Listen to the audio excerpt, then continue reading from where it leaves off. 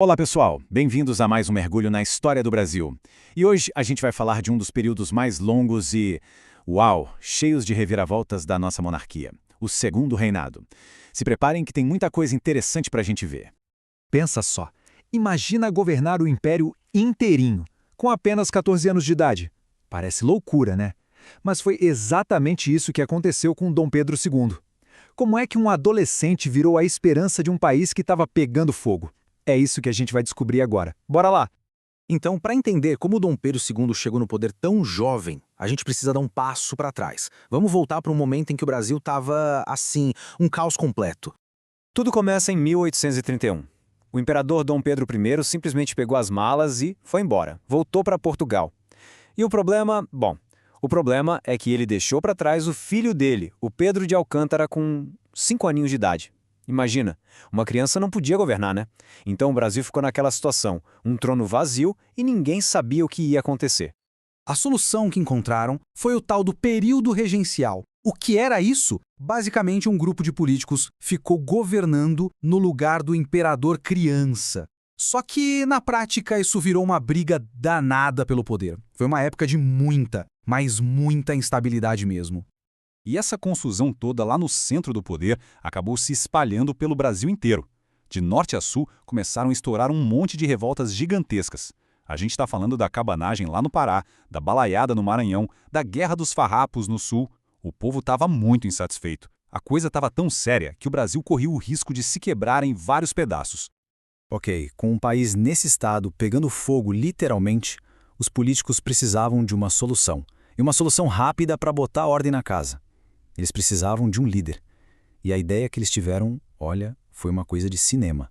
14. Guarda bem esse número. 14 anos. Essa foi a idade que mudou para sempre a vida de um menino. E junto com ela, o destino de todo o Brasil.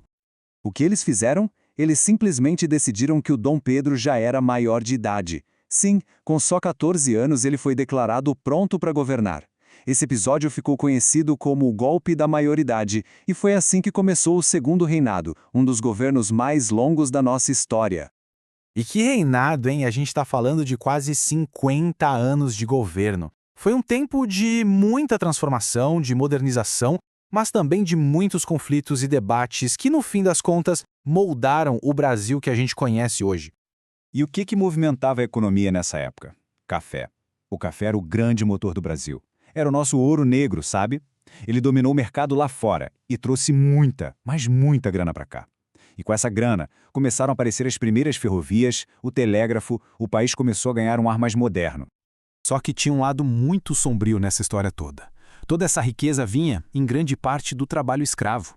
A pressão tanto aqui dentro quanto lá fora para acabar com a escravidão era enorme. E o processo foi bem lento, passo a passo. Primeiro veio a Lei Eusébio de Queiroz, que proibiu o tráfico de pessoas escravizadas da África. Depois, a Lei do Ventre Livre, que libertava os filhos. Aí veio a dos sexagenários. Cada lei dessas foi uma briga política gigantesca. Até que, finalmente, em 1888, a Lei Áurea chegou e aboliu de vez a escravidão no Brasil. Outro momento que marcou a fogo essa época foi a Guerra do Paraguai. Foi um conflito super violento, o maior da história da América do Sul. O Brasil, junto com seus aliados, venceu, mas o preço foi muito alto. E uma consequência importantíssima disso tudo foi que o exército brasileiro saiu dessa guerra muito mais forte, mais organizado e com vontade de participar mais da política do país. Guarda essa informação. Pois é, depois de tanto tempo, quase 50 anos, o reinado do Dom Pedro II começou a enfraquecer. Aqueles grupos que antes apoiavam o imperador, sabe, começaram a mudar de lado. É como se os pilares que sustentavam o império começassem a desmoronar. Primeiro, os fazendeiros. Eles ficaram furiosos com o fim da escravidão, principalmente porque não receberam nenhuma indenização. Depois, os militares. Lembra que eles saíram fortes da guerra? Pois é, agora eles queriam mais poder e reconhecimento. E para completar o cenário, as ideias de um governo republicano, sem rei, começaram a ganhar cada vez mais força. E com tudo isso acontecendo, não deu outra. No dia 15 de novembro de 1889, um golpe militar proclamou a República e colocou um ponto final no Império do Brasil. Dom Pedro II e a família imperial foram mandados para o exílio, fechando um capítulo enorme da nossa história. Ufa, quanta coisa, né? Mas agora chegou a melhor parte. É hora de testar se a gente estava prestando atenção. Vamos para o nosso quiz. A regra é simples. Eu faço a pergunta, a gente dá uma pausa de 5 segundos para pensar e depois eu revelo a resposta. Preparados? Então, vamos lá. Primeira pergunta. Por que o Brasil teve um período regencial? A resposta é porque o herdeiro do trono, o Dom Pedro II, era só uma criança e ainda não tinha idade para governar. Simples assim. Segunda pergunta, o que foi o tal do golpe da maioridade? Foi aquela jogada política que tornou Dom Pedro II maior de idade mais cedo, com só 14 anos, para tentar acalmar a situação do país. Essa é clássica, hein? Qual foi o principal produto que movimentou a economia do Brasil no segundo reinado? Café. Era o café, o nosso ouro negro que estava bombando no mundo todo. Pergunta muito importante. Qual foi a lei que acabou de vez com a escravidão no Brasil? Foi a Lei Áurea, assinada em 1888 pela princesa Isabel, colocando um fim em séculos de escravidão. Para fechar nosso quiz, quem foi o líder do golpe militar que proclamou a República?